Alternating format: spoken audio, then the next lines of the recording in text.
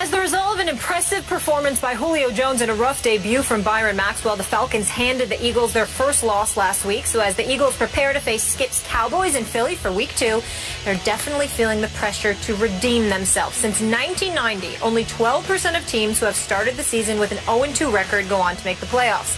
And even if Philadelphia does win this week, only 41% of teams who have started off 1-1 have reached the postseason under the current playoff format. We asked you guys at home to weigh in on this one. Who would win Sunday? The results are in, and according to you, fly, Eagles, fly. 65%, Cowboys, 34%.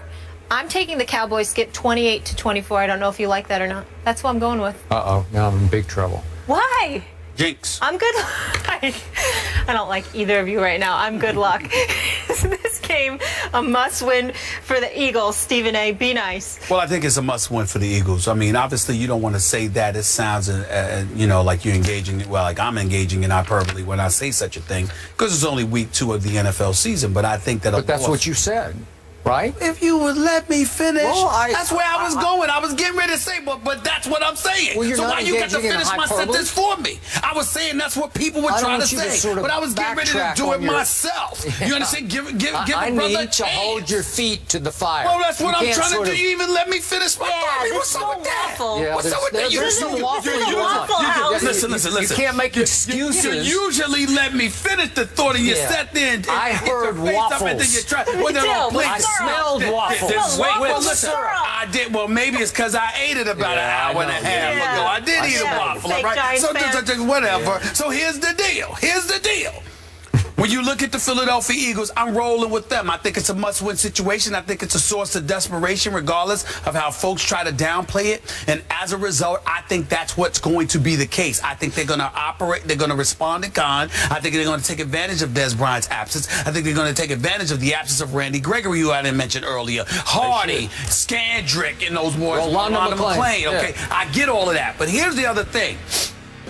When you look at the Eagles and their running attack, now, Chip Kelly is fond of saying when you dip and dunk it to a running back to him, that's like a running play. That's something that Andy Reid used to say, which used to drive us in Philadelphia crazy. Like a long handoff. For those who don't know, I wrote for the Philadelphia Inquirer for 17 years. I was a columnist for my last 7 years there from 2003 to 2010. The point that I'm trying to make to you is that when you look at the Eagles and what Chip Kelly says, that is a point. And then I'm looking at two guards who essentially just, the two new starters. You got Barbary, you got Gardner. Now, Barbary, his is supposed to be, everything with him is supposed to be about his strength. Yeah. Read the articles in Philadelphia all week long. They're talking about how he got pushed around by Atlanta. Gardner, you expect some production from both of them. Talk about inside zone as opposed to outside zone. When you're running with an inside zone scheme, essentially it puts bigger boys up against smaller guys, which enables your running game to be more successful. The Eagles were doing that in the second half against Atlanta, to some degree in the first half against Atlanta. That wasn't the case. They know their bread and butter is inside zone running. So they got to figure that out. Against Dallas, they're going to have to do that. I believe they will. I believe DeMarco Murray will have a big game, and that's one of the reasons they'll win. I want you to say must win because I did say that. I know. I need you to say it because I think there's much truth in what you're saying. I want the Eagles to feel must win pressure. I want it to reveal itself in nervy, sort of timid play, like tentative play instead of desperate play. Okay. If they come out and play desperate and just say, we have got to take it to them right away, and they play with confident desperation, I'm in big trouble because I don't have a lot of my horses on both sides of the ball, starting with Des Bryant, obviously.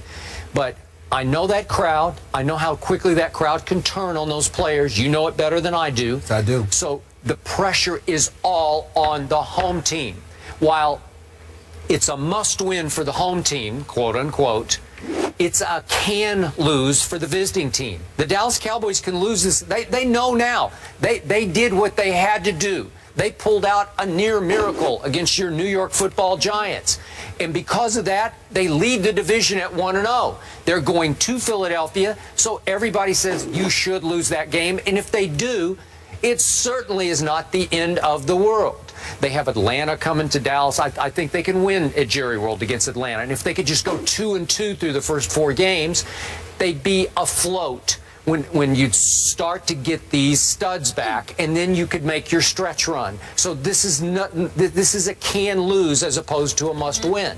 So I told you that what I love about the psyche of my Dallas Cowboys is they've won 9 straight road games. 2 years in a row, they have beaten Chip Kelly in his own backyard. That's really impressive to me.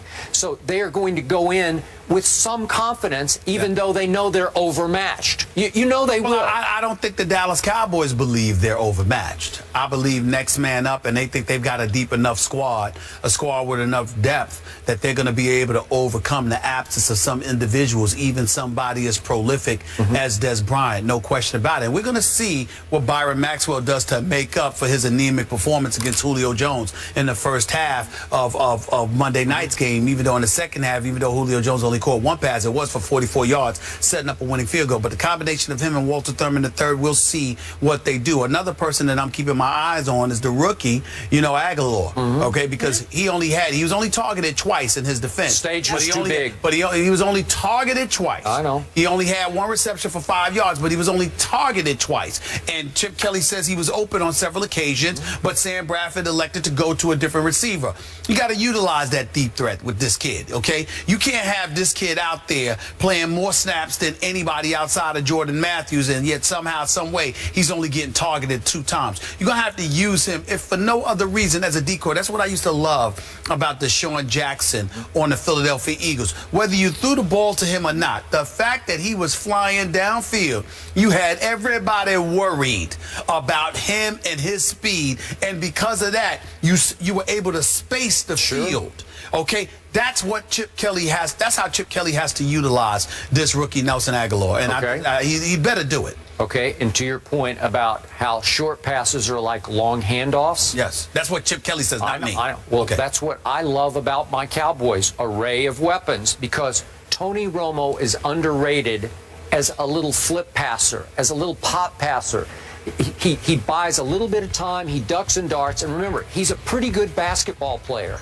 And you see it because he threw the equivalent of a no-look pass in one of those last drives to Joseph Randall, just a little sideways. Why do you classify him as a good basketball player? Because you saw him warming up at Duke's Cameron Indoor Stadium? No. Because why is he a good basketball player? They all talk about it. Because in off-season pickup games with the other players, they say he can really play. Well, he can really handle, and he can really shoot. I'm not going to knock Tony Romo for that because I have no clue whatsoever, but I will say this. A lot of that is contingent on who you're playing against. Well, if you're playing against scrubs, of course you'll look good. Yeah, but what I'm telling you is... I'm saying that as basketball players. I'm saying those players as basketball players. He can throw to a lot of those backs now. Okay, what I'm saying is he buys time in the pocket about as well as anybody. Just a little quickness, just a little athletic moves, and then a little no-look to Joseph Randall and hit him right in stride for like 20 yards in one of those long drives. I mean, he's not quite Aaron Rodgers, but I do get your point.